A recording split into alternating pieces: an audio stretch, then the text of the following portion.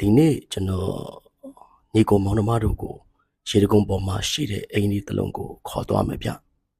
ဒီအိမ်လေးရဲ့ဒီဇိုင်းကိုတော့ကမ္ဘာကျော် American architect ကြီး Frank Lloyd ကဒီဇိုင်းဆွဲထားတာဖြစ်ပါတယ်သူနဲ့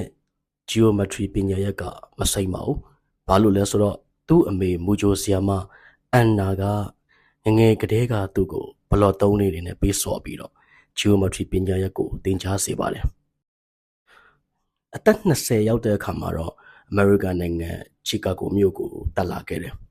။ဆရာဖြစ်သူ Louis Sullivan နဲ့တွေ့ပြီးတော့ Louis Sullivan ရဲ့ဘီတူကာကုမ္ပဏီမှာ draftman အနေနဲ့စတင်လုပ်ကိုင်ခဲ့တယ်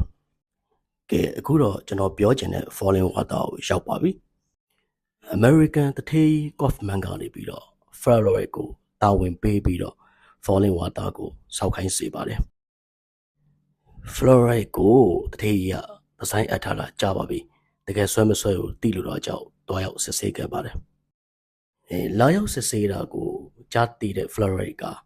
ကောလာဟာလာတွေပဲပြောတကယ်လို့ပဲပြောကျွန်တော်တို့ဖတ်ရှုရတာတော့ Fluoride ကဒီဒီဇိုင်းကိုနိုင်ပိုင်းအတွင်းဆွဲလိုက်တယ်လို့လဲဆိုကြပါတယ်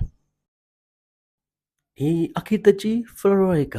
ဒီအိမ်အတွင်းပိုင်းမှာရှိတဲ့ပရိဘောဂတွေအားစားသူကိုယ်တိုင်ပဲဒီဇိုင်းဆွဲပါတယ်ဒီအိမ်ရဲ့ကျမ်းပြင်ကနေပြီးတော့နားကပ်ပြီးတော့နားထောင်ကြည့်မယ်ဆိုရင်ရေတံခွန်စီးတဲ့အတန်လေးကိုလည်းကြားရပါတယ်ဗျဒီအိမ်လေးကယခုအခါမှာတော့မသေးခင်သွားကြည့်ရမယ်တမိုင်းဝင်ဘီတူကာဟန်တစ်ခုထဲမှာပါဝင်လာပါတယ်ဗျ